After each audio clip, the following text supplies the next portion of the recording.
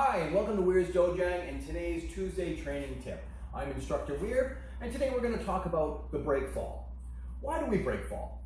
So there's a couple main reasons that we break fall. One, we're going to break fall so we can spread out the impact when we hit the ground, and that's going to mitigate risk of injury when we're landing.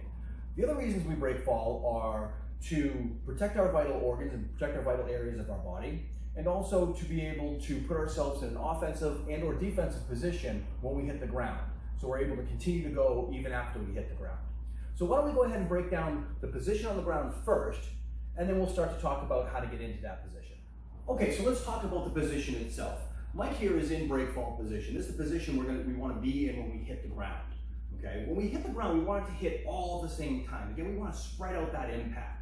The more times you hear when you hit the ground, that means you're hitting the ground multiple times, and that impact is actually being focused on different areas. Versus when you hit all at the same time, which you'll hear in a minute, you're hit all at one time and it's spreading that impact out.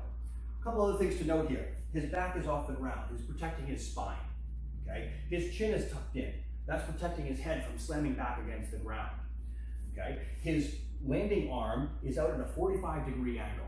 You want to make sure that this angle is no more than 45 degrees. And as soon as Mike starts to bring the angle this way, you're going to put a tremendous amount of strain on your shoulder. That's going to be damaging over time and could really, take you out of the fight. So that's going to be at a 45-degree angle.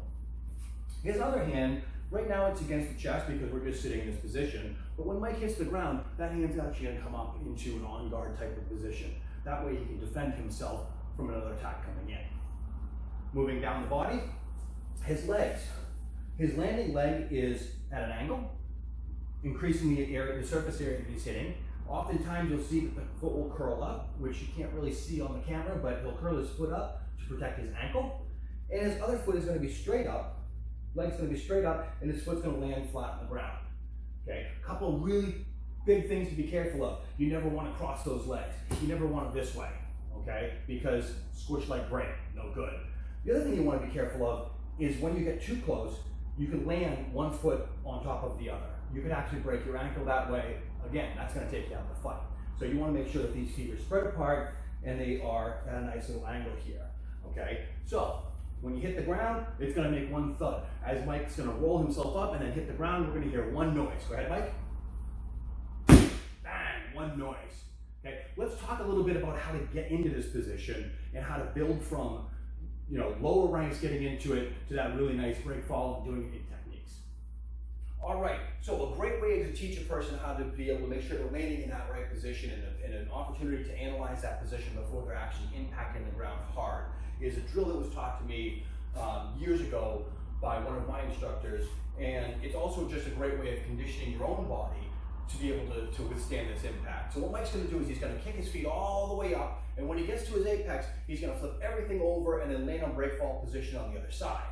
Okay? Now every time he does this, he's going to stop, check his position, make sure that everything is in order, and then do it to the other side. Okay? So why don't we just go ahead and see Mike do it a couple times. Go ahead, Mike. Good. Again. Good. Arms at the 45, legs are in good position, backs off the ground, head's off the ground. Again. Good, and again, you hear that one big slap. It's not, you're not hearing multiple hits, okay? So a lot of times we'll start class and we'll just do this, 50, 100 times, just to make sure that the body is warmed up, the blood's flowing, okay? It's a great way of conditioning the body. The second way we're gonna get into this position is, we're gonna build on how to teach a person to do this break fall. So Mike's gonna go ahead and stand up, and now what I wanna see Mike do is he's gonna kick his leg out and then fall back into that position. Go ahead, Mike. Stand. Good. Okay. And again.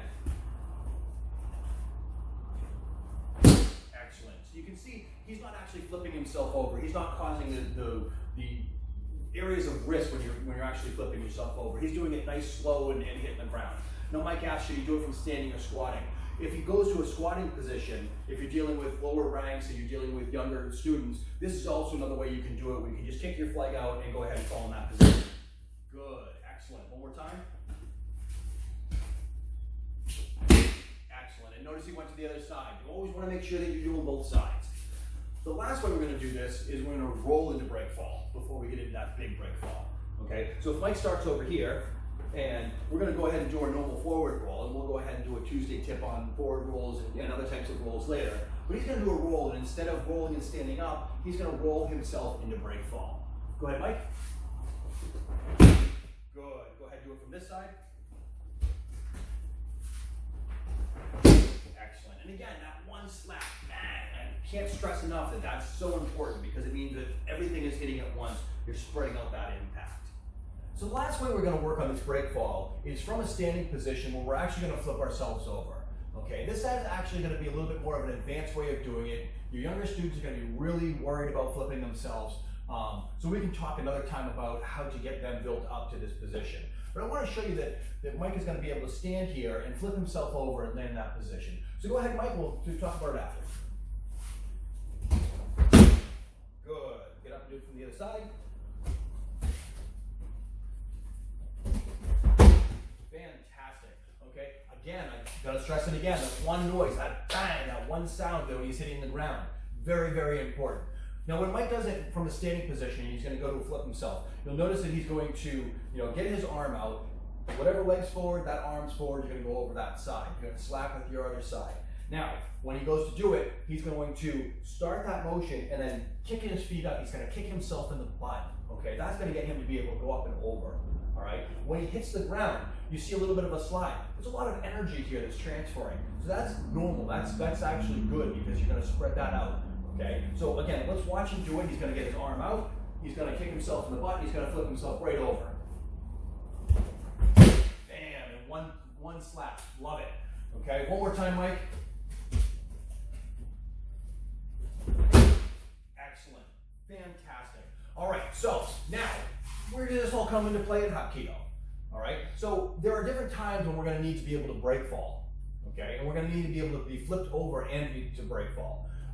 For example, if Mike is grabbing me cross hand and I pull it out and I do a wrist out turn, okay? When I do that wrist out turn, he's going to be able to flip himself over and then break fall, all right? This is where we need to be able to protect uke and we able to have Nagi to be able to do the technique properly, okay? So if he can't break fall, I can't go through the technique properly.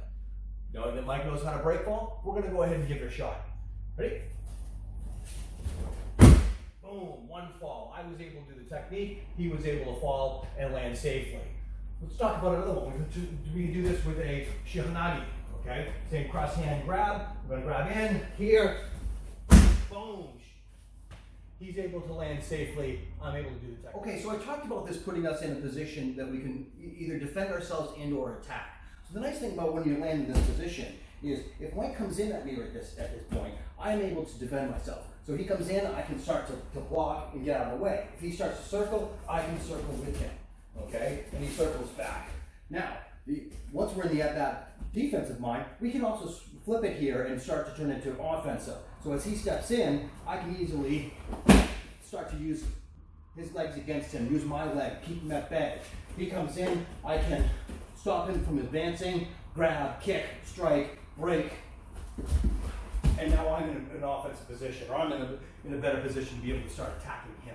All right, so for today's Tuesday training tip, we talked about the break fall. We talked about why we do it. We talked about spreading out that impact to mitigate risk of injury. We talked about being able to condition our body by flipping back and forth.